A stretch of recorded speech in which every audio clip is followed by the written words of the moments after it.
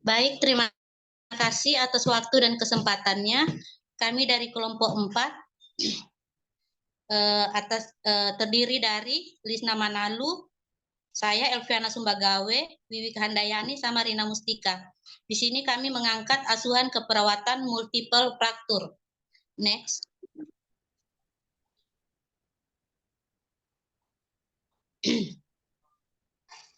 Latar belakang. Fraktur merupakan kontinuitas tulang atau kesatuan struktur tulang terputus yang dapat merupakan retak atau pecah. Fraktur merupakan kondisi terputusnya kontinuitas tulang, retak atau patahnya tulang utuh yang biasa disebabkan oleh trauma, luda paksa atau tenaga fisik yang ditentukan jenis dan luasnya trauma. Dampak yang timbul pada pasien dengan fraktur yaitu dapat mengalami perubahan pada bagian tubuh yang terkena cedera, merasakan kecemasan dan nyeri yang dirasakan, risiko infeksi, risiko perdarahan, gangguan integritas kulit, serta berbagai masalah yang mengganggu kebutuhan dasar lainnya. Penanganan yang baik diperlukan untuk mencegah cedera lebih berat pada sistem muskuloskeletal. Pengetahuan tentang penanganan fraktur sangat penting dimiliki perawat sehingga meminimalkan risiko kerusakan. Next.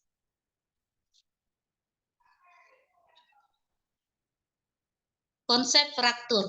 Pengertian multiple fraktur adalah keadaan di mana terjadi hilangnya kontinuitas jaringan tulang lebih dari satu garis yang disebabkan oleh tekanan eksternal yang ditandai oleh nyeri, pembengkakan, deformitas, dan gangguan fungsi pada area fraktur. Fraktur adalah patah tulang yang biasanya disebabkan oleh trauma atau tenaga fisik. Kekuatan dari tenaga tersebut, keadaan tulang itu sendiri, dan jaringan lunak di sekitar tulang akan menentukan kondisi fraktur. Kondisi fraktur tersebut. Fraktur adalah hilangnya kontinuitas tulang rawan sendi, tulang rawan epifisis, baik yang bersifat total maupun yang parsial. Next.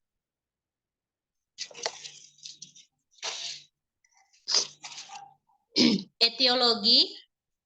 Tekanan berlebihan atau trauma langsung pada tulang menyebabkan suatu retakan sehingga mengakibatkan kerusakan pada otot dan jaringan. Kerusakan otot dan jaringan akan menyebabkan perdarahan, edema, hematoma. Lokasi retak mungkin hanya retakan pada tulang tanpa memindahkan tulang manapun. Fraktur yang tidak terjadi di sepanjang tulang dianggap sebagai fraktur yang tidak sempurna, sedangkan fraktur yang terjadi pada semua tulang yang patah dikenal sebagai fraktur lengkap. Next.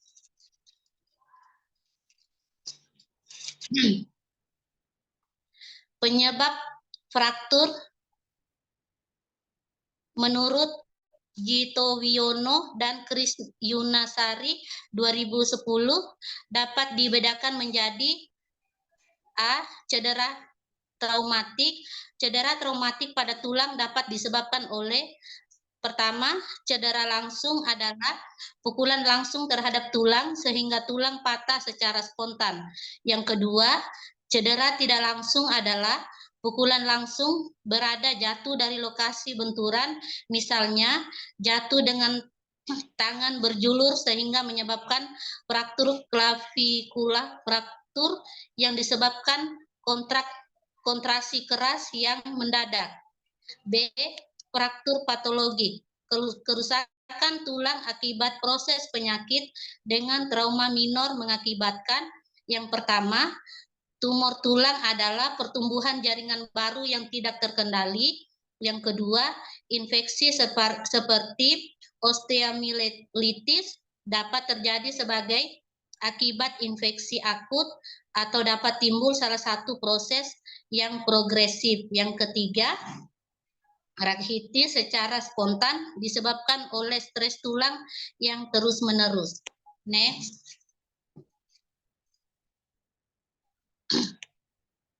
Klasifikasi fraktur.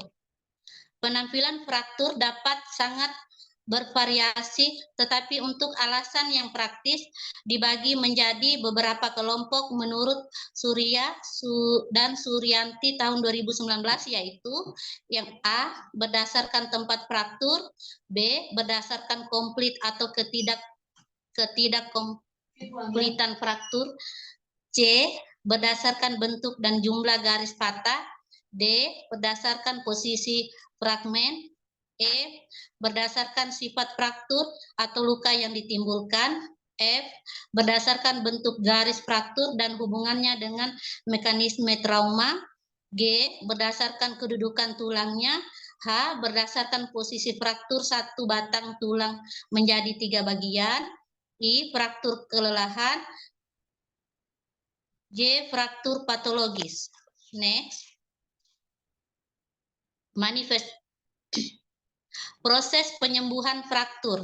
Faktor yang mempengaruhi penyembuhan fraktur terdiri dua, yaitu satu, faktor lokasi fraktur, jenis tulang yang mengalami fraktur, reposisi autonomis, dan imobilisasi yang stabil, adanya kontak antara fragmen, ada tindakan infeksi, tingkat dari fraktur. Yang kedua, faktor sistemik, keadaan umur pasien, umur, malnutrisi, dan penyakit sistemik. Next. Fase penyembuhan fraktur. Proses penyembuhan fraktur beragam sesuai dengan jenis tulang yang terkena dan jumlah gerakan di tempat fraktur. Penyembuhan dimulai dengan 5 tahap, yaitu sebagai berikut. Yang pertama, tahap kerusakan jaringan dan pembentukan hematum 1-2 hari.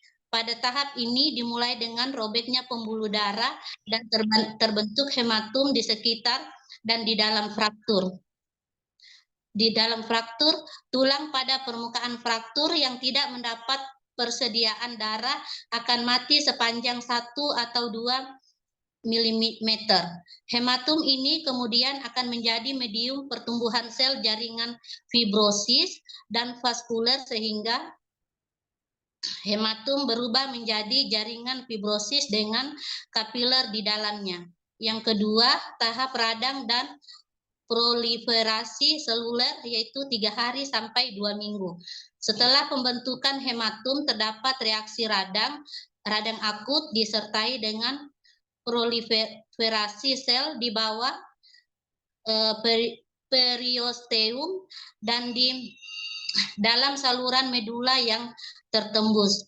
Ujung fragmen akan dikelilingi oleh jaringan sel yang menghubungkan tempat fraktur. Hematum yang membeku perlahan-lahan diabsorpsi dan kapiler baru yang halus berkembang dalam daerah tersebut. Next.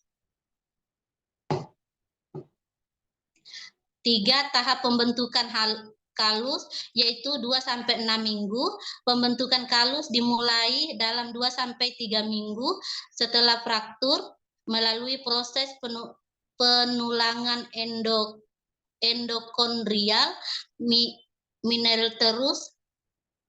menerus timbul sampai tulang benar-benar bersatu. Yang keempat, konsolidasi. Bila aktivitas osteoklastik dan osteoblastik berlanjut, fibrosa yang imatur berubah menjadi tulang lamelar. Sistem ini kurang cukup kaku untuk memungkinkan osteoklas menerobos melalui reruntuhan pada garis fraktur dan dekat di belakangnya osteoblas mengisi sela-sela yang tersisa antara fragmen dengan tulang yang baru. Ini adalah proses yang lambat dan mungkin perlu sebelum tulang cukup kuat untuk membawa beban yang normal. Yang kelima, remodeling 6-12 bulan. Fraktur telah dijembatani oleh suatu menset tulang yang padat selama beberapa bulan atau bahkan beberapa tahun. Pengelasan kasar ini dibentuk 16 ulang oleh proses resorpsi, dan pembentukan tulang akan memperoleh bentuk yang mirip dengan bentuk normalnya. Next.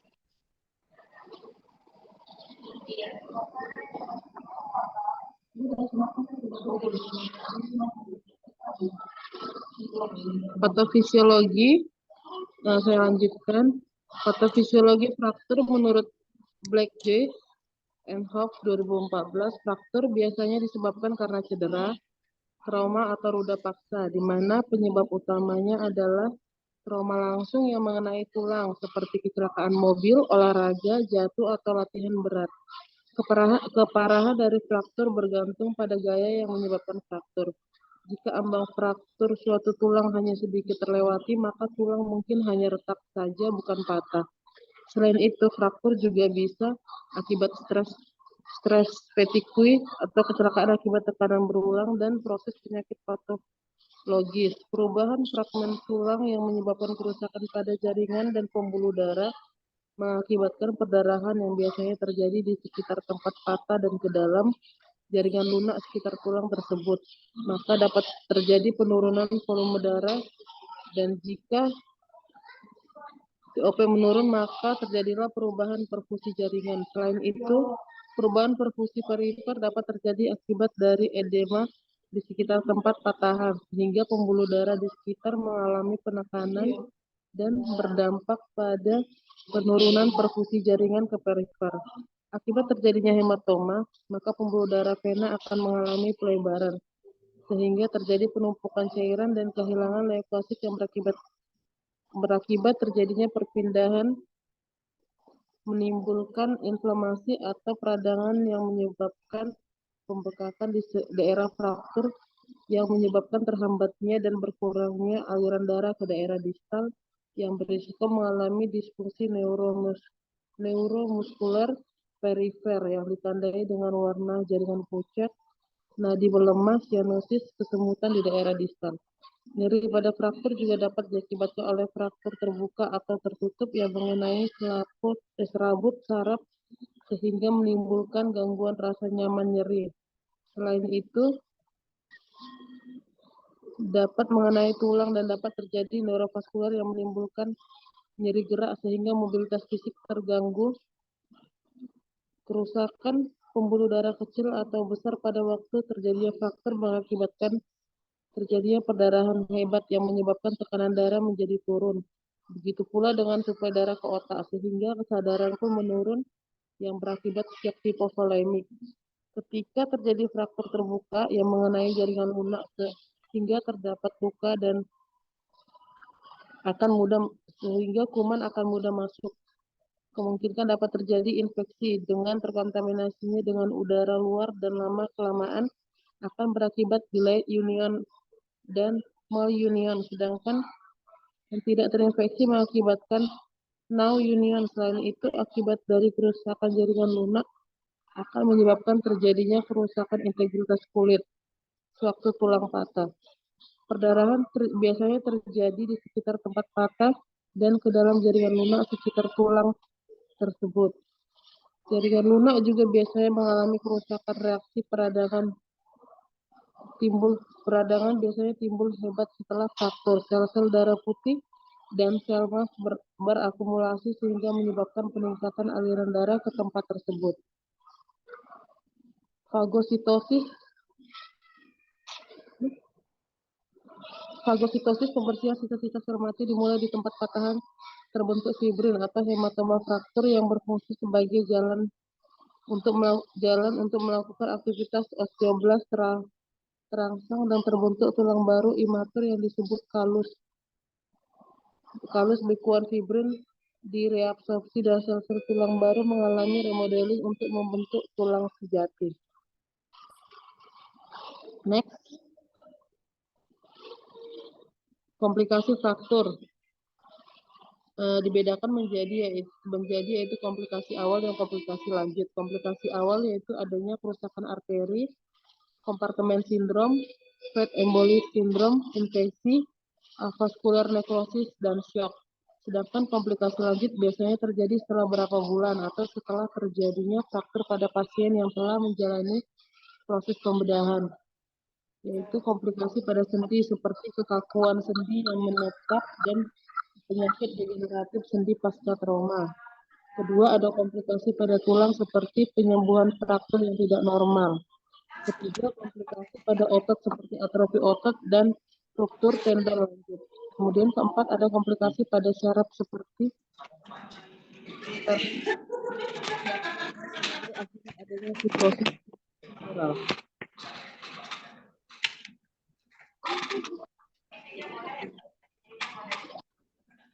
Next, mari, Bu.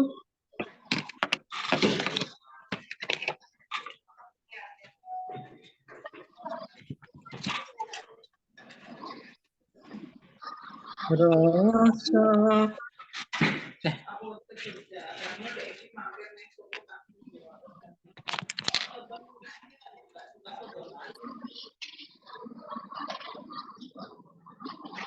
Mbak Rina dilanjut.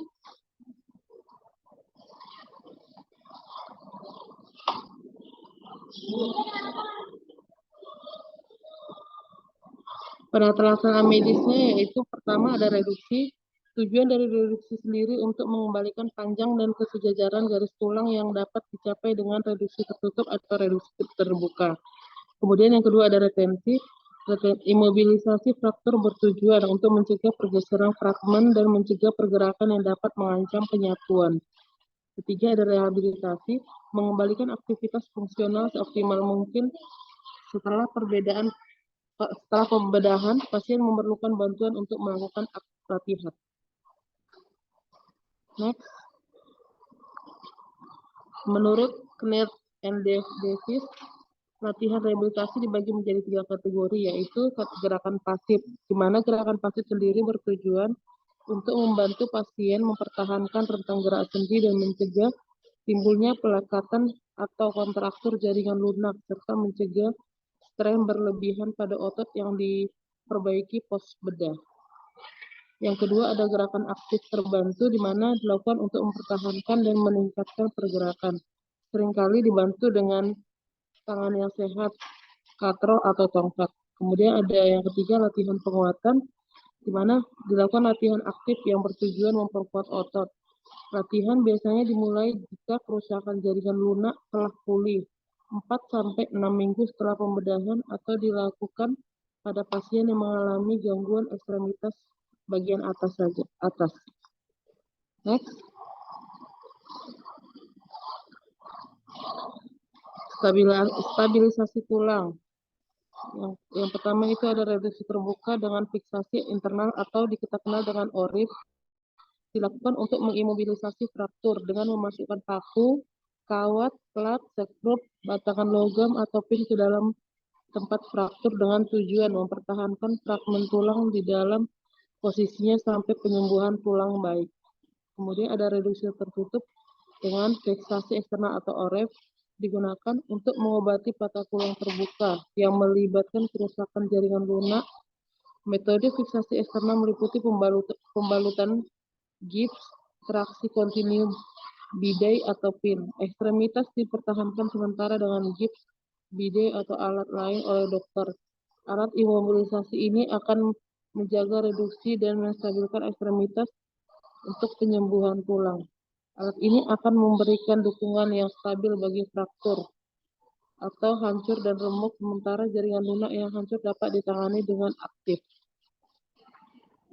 Kemudian ketiga ada gerak tulang, pergantian jaringan tulang untuk menstabilkan sendi, mengisi defek atau perangsangan dalam proses penyembuhan.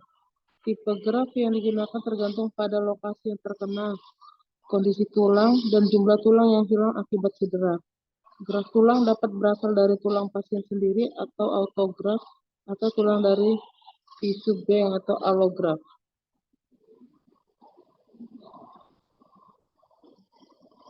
Kita lanjut ke konsep asuhan keperawatannya. Yang pertama ada pengkajian. Anamnesis yang pertama kita adalah identitas klien, kemudian kita menanyakan keluhan utama. Di sini keluhan utamanya itu adalah rasa nyeri, jadi kita kajiannya dengan kajian PQRS. Oke. Kita di sini menanyakan apakah ada di P-nya kita menanyakan apakah ada peristiwa yang menjadi faktor presipitasi nyeri, kemudian kualitas daripada nyeri itu sendiri seperti apa rasa nyeri yang dirasakan atau digambarkan klien, apakah seperti terbakar, berdenyut, atau menusuk. Kemudian R-nya region kita tanyakan apakah rasa sakitnya bisa direda atau menjalar atau menyebar. Kemudian severity of pain, seberapa jauh rasa nyeri yang dirasakan klien. Bisa berdasarkan skala nyeri atau klien menerangkan seberapa jauh rasa nyeri mempengaruhi kemampuan fungsinya. Kemudian time, waktunya berapa lama nyeri berlangsung, kapan, apakah bertambah buruk pada malam hari atau siang hari. Kemudian kita tanyakan riwayat penyakit sekarang, riwayat penyakit terdahulu, dan riwayat penyakit keluarga. Next. Kemudian ada pemeriksaan fisik, yaitu kita melakukan pemeriksaan fisik, yaitu keadaan umumnya, yaitu kesadaran penderita, apakah apatis, sopor, koma, gelisah, kompos mentis, tergantung pada keadaan klien. Kemudian kita pemeriksaan tanda-tanda vital, kaji dan pantau potensi masalah yang berkaitan dengan pembedahan tanda vital, derajat kesadaran, cairan yang keluar dari luka, saluran nafas, pernapasan, infeksi, kondisi yang kronis atau batuk dan merokok, kemudian nutrisi dan metabolisme, eliminasi, kemudian kita pemeriksaannya itu dari kepala, kita lihat ada gangguan, kemudian di leher ada gangguan atau tidak simetris, kemudian di wajah terlihat menahan sakit, tidak ada perubahan fungsi maupun bentuk, tidak ada lesi simetris, tidak ada edema, mata tidak ada gangguan seperti konjungtiva tidak anemis, telinga tes bisik atau Weber masih dalam keadaan normal, tidak ada lesi atau nyeri tekan pada telinga, kemudian pada hidung tidak ada deformitas, tidak ada pernapasan sipil, mulut dan faring, tidak ada perbesaran tonsil, gusi tidak terjadi perdarahan, mukosa mulut tidak pucat. Kemudian ada toraks, tidak ada pergerakan otot interkostal, gerakan dada simetris. Pada paru-paru, kita lihat infeksi yaitu pernapasannya meningkat, regular atau tidaknya tergantung riwayat penyakit klien yang berhubungan dengan paru. Kemudian palpasi, pergerakan sama atau simetris, perbitus, raba sama, perfusi, kita mendengar suara ketok sonor, tidak ada redup atau suara tambahan lainnya, auskultasi, suara nafasnya normal, tidak ada wheezing, atau suara tambahan lainnya seperti stridor dan bronki. Kemudian kita pemeriksaan fisiknya itu abdomen, kemudian sistem muskuloskeletal tidak dapat digerakkan secara bebas dan terdapat jahitan, darah, merembes atau tidak.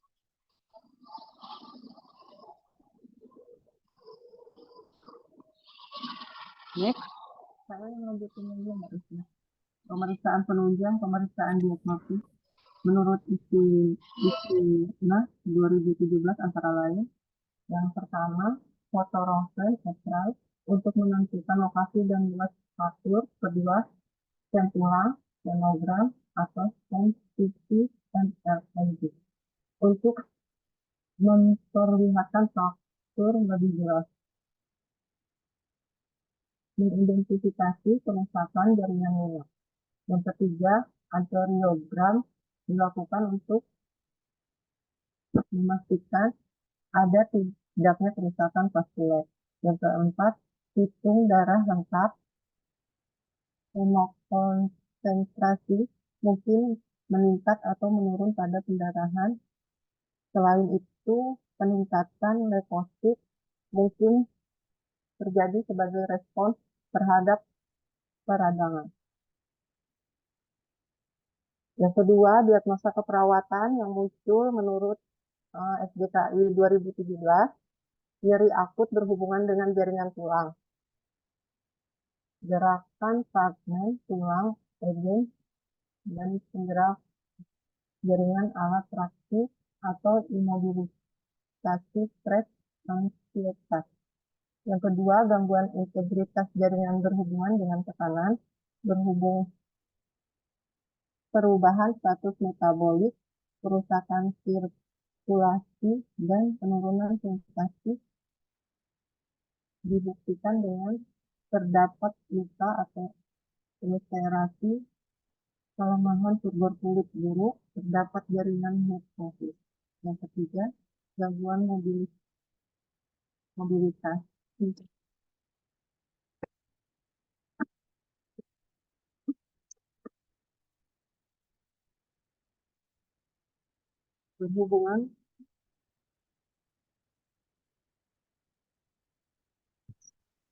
Berhubungan dengan nyeri ketidaknyamanan, kerusakan muskuloskeletal, pembatasan aktivitas, dan penurunan kekuatan pertahanan. Yang keempat, risiko infeksi berhubungan dengan status cairan tubuh, respon inflamasi, tertekan, prosedur invasif, dan jalur penuntutan, luka atau kerusakan kulit, entitas pembedahan. Yang kelima, gangguan citra tubuh berhubungan dengan perubahan bentuk dan fungsi tubuh. Yang keenam, defisit perawatan diri berhubungan dengan gangguan muskuler, kelemahan, gangguan psikolis atau psikosis, penurunan motivasi.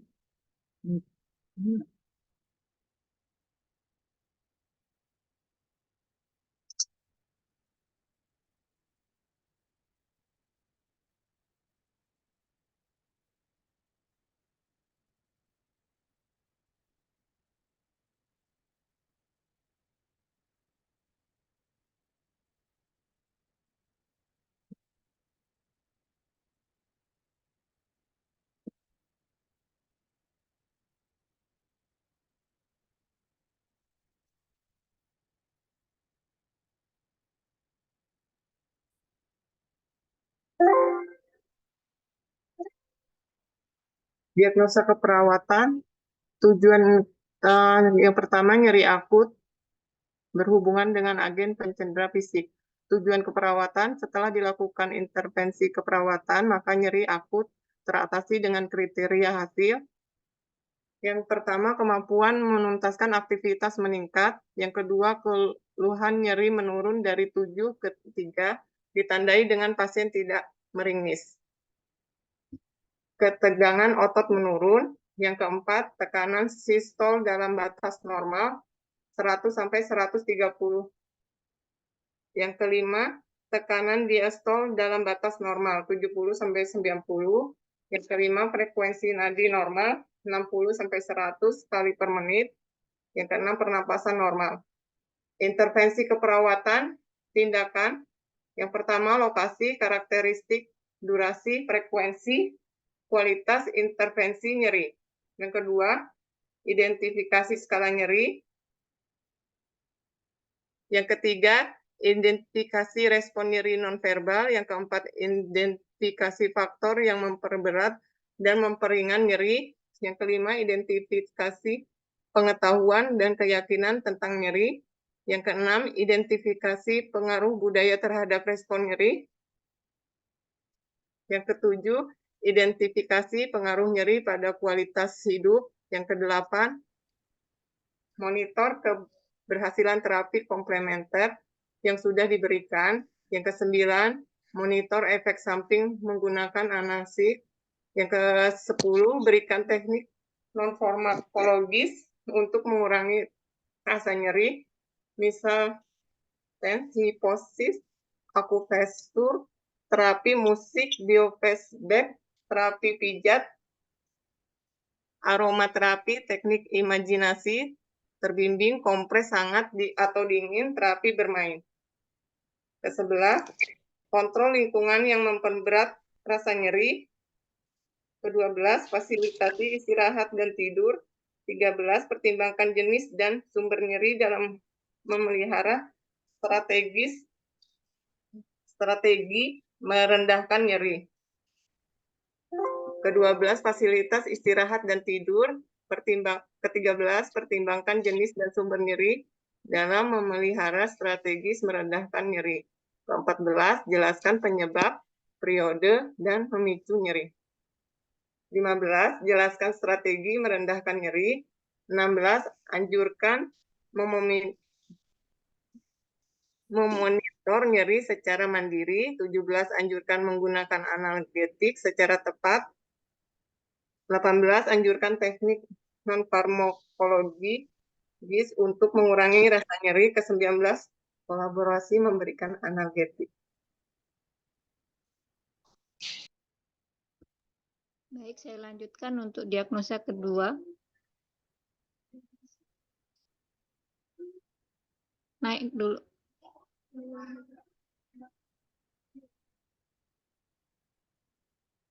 Diagnosa kedua, Mbak Rin. Di atasnya. Ya. Gangguan mobilitas fisik berhubungan dengan kerusakan integritas struktur tulang. Tujuannya setelah dilakukan intervensi perawatan, maka gangguan mobilitas fisik teratasi dengan kriteria hasil. Pergerakan ekstremitas kekuatan otot meningkat dari 0 ke 3 sampai 5. Range of motion-nya meningkat, nyeri menurun dari 7 ke 3, kaku sendi menurun, ke 5 gerakan terbatas menurun, ke 6 kelemahan fisik menurun. Untuk tindakannya, pertama, identifikasi adanya nyeri atau keluhan fisik lainnya. Kedua, identifikasi toleransi fisik melakukan ambulasi.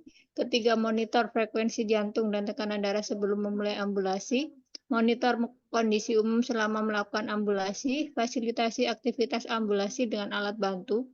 Keenam, fasilitasi melakukan mobilisasi fisik jika perlu. Ketujuh, libatkan keluarga untuk membantu pasien dalam meningkatkan ambulasi. Kedelapan, jelaskan tujuan dan prosedur ambulasi. Kesembilan, anjurkan melakukan ambulasi dini. Ke-10, ajarkan ambulasi sederhana yang harus dilakukan, misalnya berjalan dari tempat tidur ke kursi roda, berjalan dari tempat tidur ke kamar mandi, berjalan sesuai toleransi. Selanjutnya,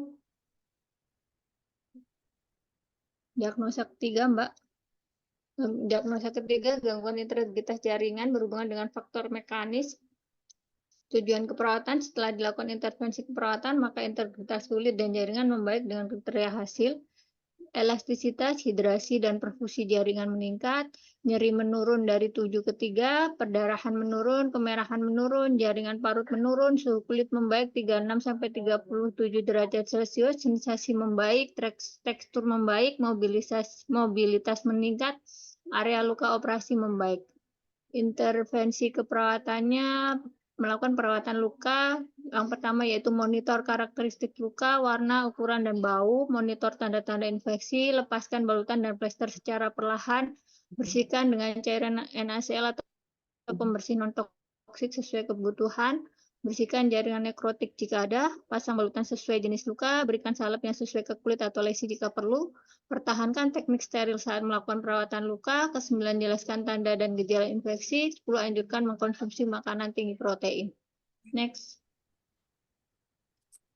Diagnosa keempat, resiko infeksi berhubungan dengan efek prosedur invasif. Setelah dilakukan tindakan intervensi keperawatan, maka resiko infeksi teratasi dengan kriteria hasil. Pertama, luka tidak menunjukkan tanda-tanda infeksi seperti demam, kemerahan, nyeri, bengkak. Kedua, kebersihan badan dan tangan meningkat.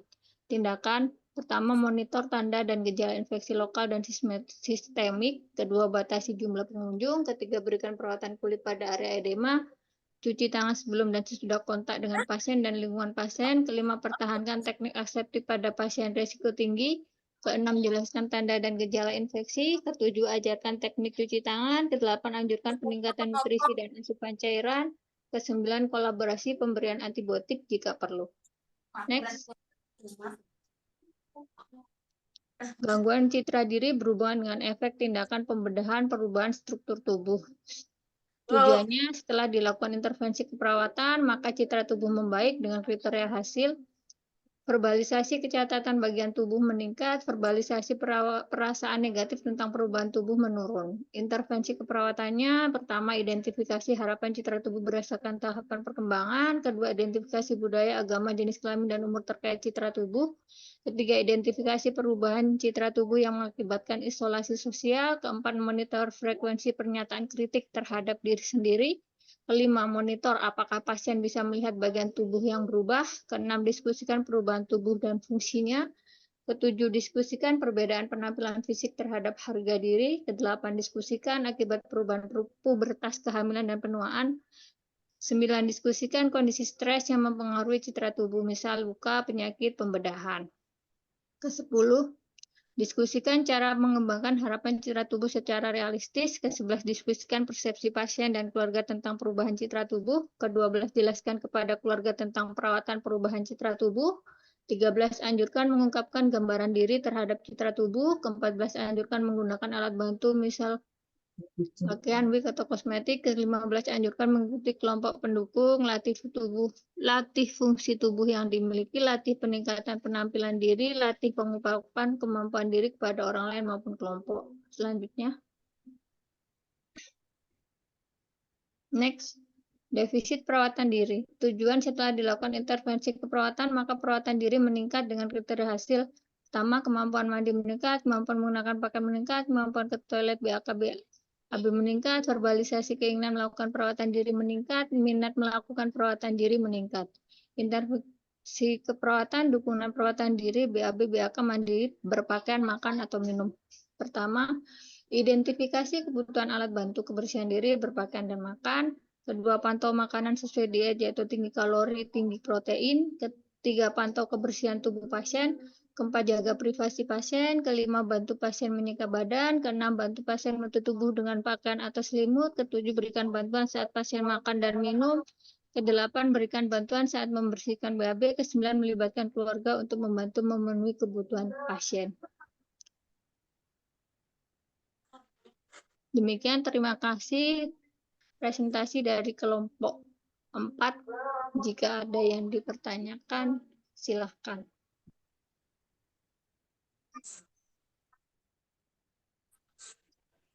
Baik, terima kasih untuk kelompok yang telah mempresentasikan hasil diskusinya. Jika ada pertanyaan untuk kelompok lain, bisa melalui kolom chat. Selanjutnya akan kita lanjutkan presentasi untuk kelompok 5. Silakan untuk kelompok 5 mempersiapkan materinya.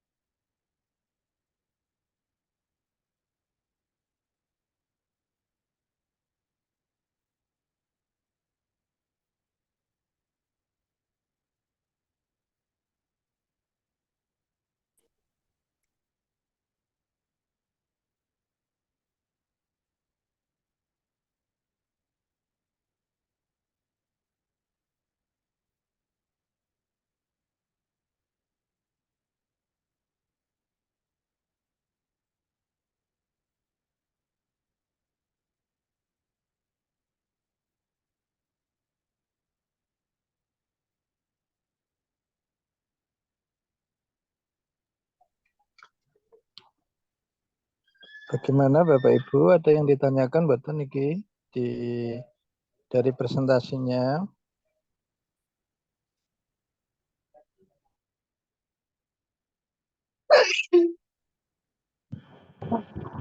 Saya mau nanya, Pak.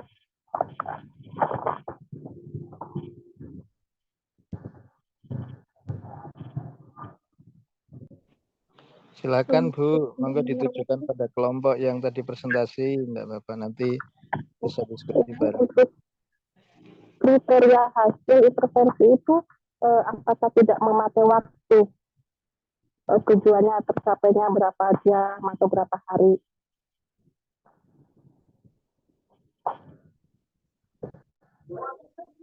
Terima kasih Bu Narwati atas pertanyaannya. Mungkin di situ tidak kami cantumkan. Mungkin ada kelupaan saya cantumkan tadi. Nanti saya perbaiki untuk kriteria hasilnya. Tetap harus ada waktunya. Makasih. Terima kasih.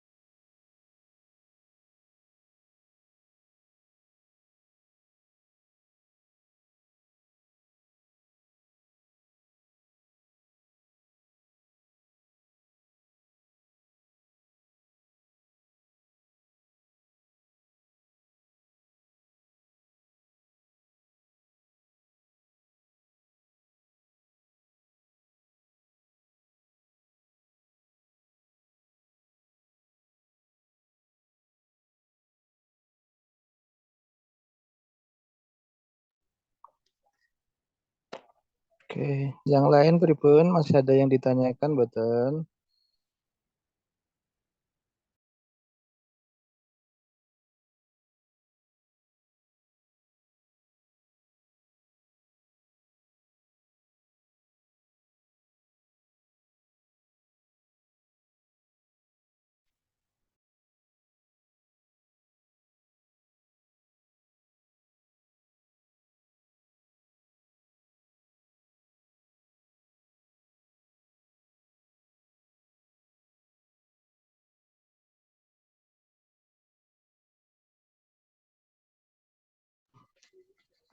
Gimana Mbak Moderator?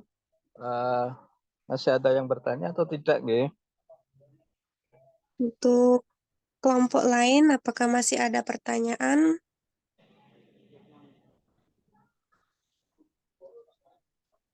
Jika tidak ada pertanyaan, saya kembali ke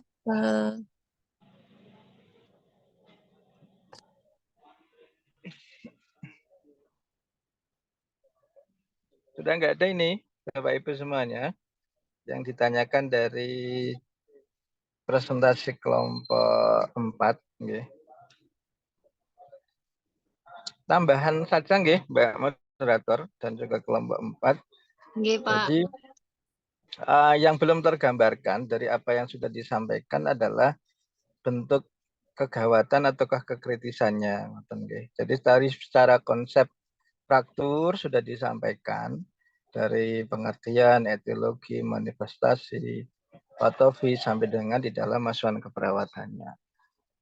Nah, pada konteks kegawatan ataukah kekritisan pada orang dengan fraktur itu tadi belum terlihat. Jadi yang namanya multiple fraktur kan berarti secara umum namanya multiple berarti banyak tempat yang mengalami fraktur. Contohnya adalah kalau dia mengalami fraktur depresi pada bagian cerebral ataukah pada bagian kepala, ya. Kegawatan apa yang bisa kita temukan ataukah kritisan apa yang bisa kita temukan. Kemudian turun ke bawah pada area servikal karena orang sering juga kasusnya adalah mengalami patah tulang pada daerah servikal. Kemudian pada bagian torakal, ya, ada ancaman dengan pernafasan paradoksal ataukah paradoksimal saat kostanya di situ patah, maka bentuk ancamannya apa? Nah, sama tidak dengan ancaman yang ditemukan kalau orang mengalami fraktur depresi pada bagian tulang kepalanya. Nah, begitu juga pada bagian tulang panjang, tulang belakang, pada retroperitoneal ataukah panggul. Sehingga nanti konteks kegawatan ataukah kekritisan pada orang dengan fraktur itu terlihat gitu. Jadi karena tidak semua orang yang fraktur itu hanya masuk di di ruang rawat inap biasa di dalam pengelolaannya, tetapi ada kondisi-kondisi tertentu yang dia juga bisa masuk di ruang intensif dan ya ataukah masuk di dalam area kritikal. Nah, kayak tadi dia kalau mengalami fraktur kosta ataukah pada bagian sternumnya dia patah sehingga menyebabkan adanya fail chest, ada pernafasan paradoksal, ada kegawatan pernafasan dan lain sebagainya. Pada orang yang mengalami fraktur atrioperitoneal atau kepada bagian panggul punya resiko shock sangat tinggi. Nah, pengelolaannya nanti seperti apa? Pasti akan lebih rumit daripada orang yang hanya fraktur pada bagian radius ulna atau tibia fibula dan seterusnya. Nah, itu yang tadi dari kelompok belum tergambarkan sampai ke sana. Jadi orientasinya kan dari diagnosa keperawatan yang diangkat, mengarahnya nyeri, kemudian apalagi tadi mobilitas fisik dan lain sebagainya. Kalau saya tidak salah keliru tadi. Tetapi pada area yang kritikal tadi belum disinggung. Kalau secara penulisan tetap mengikuti aturan mawon. Jadi kalau kayak tadi yang ditanyakan oleh teman Anda butuh waktu atau tidak, ya kalau dalam kriteria hasil itu kan memang kalau kita rujukannya dengan SLKI ya berarti di situ ada ekspektasinya. Ekspektasi dari setiap masalah yang ingin diselesaikan itu seperti apa. Kemudian cara penulisannya tetap menggunakan metode SMART ya, spesifik. Jadi tujuannya dibuat secara spesifik, measurable, kemudian attainable, kemudian rasional ya, dan juga rasional dan juga time-nya tetap harus ada. Jadi secara penulisan tetap mengikuti kaidah yang ada. Dan salah satu bentuk komplikasi di dalam proses pengelolaan orang dengan fraktur kan bisa terjadi yang namanya sindrom kompartemen. Nah, itu tadi juga setidaknya juga disinggung. Bagaimana peningkatan tekanan kompartemen itu memang bisa tinggi sehingga bisa merusak fascia ototnya, ya, merusak jaringannya sehingga menurunkan sirkulasi. Nah, dengan 5 tanda penya, pain pallor, plusness, parestesia, paralisis, nah itu merupakan tanda seseorang mengalami sindrom kompartemen dan harus dilakukan pengelolaan tindakan pembedahan, fasiotomika, atau yang lain sehingga kerusakan di kompartemennya itu bisa diminimalkan. Nah, itu kondisi-kondisi yang memang bisa kita temukan pada orang dengan fraktur, begitu juga dengan penata laksanaan, dengan melihat kegawatan yang ada, kekritisan yang ada. Oke, tambahan saya seperti itu, teman kelompok 4 dan juga Mbak Moderator. Oke, masih ada yang presentasi kah untuk ini? Katusipun cuma satu ya ini ya? Iya, Halo. Pak. Cuma satu nggih. Nah, nanti saya minta dikirimi makalahnya nggih, Bapak Ibu semuanya untuk Baik, Pak. dilakukan penilaian. Monggo nanti bisa ditambahkan kekurangannya tadi. Ngoten gitu mawon Bapak Ibu. Cukup. Cukup nggih kadosipun panjenengan pada diam semua. Cukup, Pak. Oke, nggih matur nuwun. Pak, makasih. Assalamualaikum warahmatullahi wabarakatuh. Waalaikumsalam warahmatullahi Warahmatullahi wabarakatuh. Matur, Pak.